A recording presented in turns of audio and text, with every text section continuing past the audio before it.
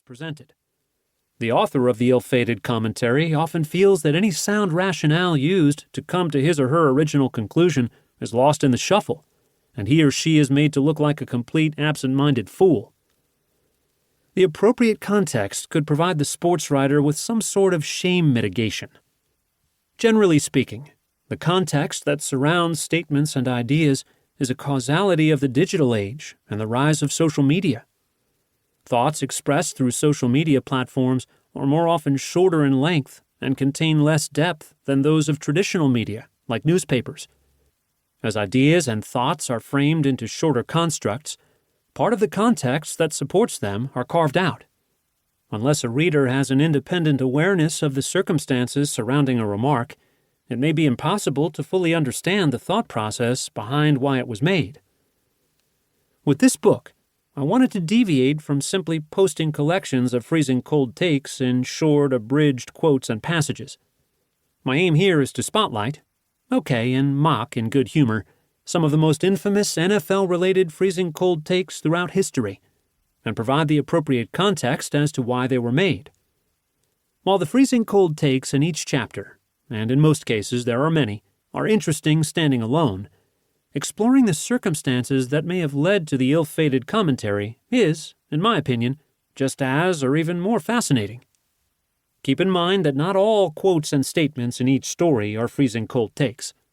I have also included some accurate and prophetic commentary in various chapters, which also add context. The stories offer a unique dive into NFL history from a different perspective than you might be used to. I hope you have as much fun listening to it as I did writing it. Fred Segal, 2022. FCT. The Patriots will regret hiring Bill Belichick. 2000 New England Patriots. On January 4th, 2000, Bill Belichick stood in front of the media at the New York Jets facility in Hempstead, New York, and announced that he was quitting as head coach of the team. It was a position for which he hadn't even been formally introduced. Belichick, the team's defensive coordinator and associate head coach under Bill Parcells for the previous 3 seasons, had become the Jets' head coach 2 days earlier after Parcells, following a disappointing 8-8 season, told team president Steve Gutman he was retiring. The 6-year contract that Belichick had signed with the team in 1997 provided that he would become the Jets' head coach as soon as Parcells left. Thus, Belichick's naming was automatic. I've decided to resign as the HC of the NY Jets. Just prior to stepping to the podium, Belichick handed Gutman a piece of lined white paper stating, among other things, I've decided to resign as the HC of the NY Jets. He cited the uncertainty of team ownership as the main reason for his departure. Owner Leon Hess had passed away 8 months earlier, and his family was selling the franchise. While Hess and Belichick had been on good terms, Hess had even given him a $1 million bonus the year before in order to fend off potential suitors. He had no relationship with any of the potential buyers.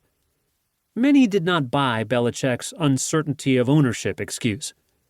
The Patriots were looking for a new coach, and Parcells and the Jets brass had become aware that New England had a strong interest in hiring Belichick. Just before Parcells stepped down as Jets coach, the Patriots had requested permission from the Jets to speak with Belichick about becoming their head coach and general manager.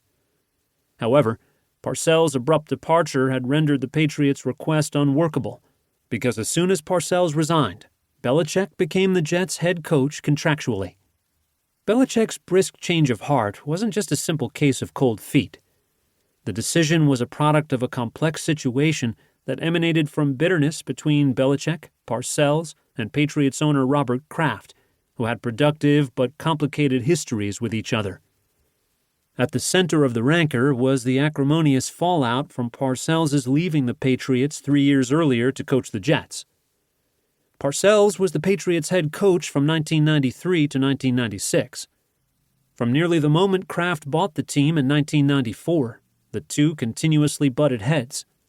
In 1996, Belichick was New England's defensive coordinator under Parcells. However, in contrast to Parcells, he developed a good relationship with Kraft. In January 1997, after the Patriots